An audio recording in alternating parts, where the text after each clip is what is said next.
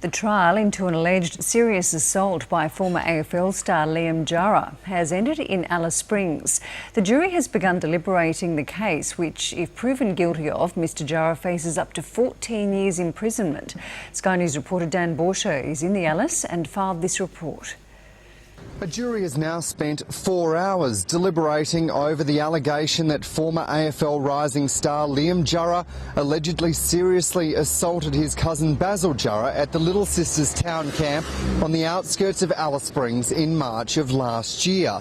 Early on in this case, prosecutors says there was a variation of what type of weapon Mr Jurrah was allegedly holding. Some would say in court that it was a nulla. Others still were saying it was a machete, and still some were saying it was an axe.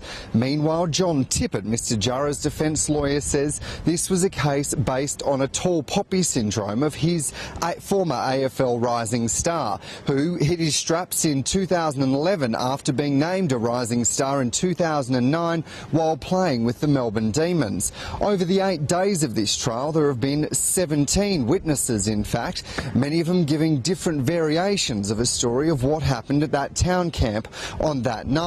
Now it will be up to the jury to decide whether Mr Jurrah is guilty or not guilty. The maximum penalty he faces is 14 years in prison. That jury will continue their deliberations when they meet tomorrow morning.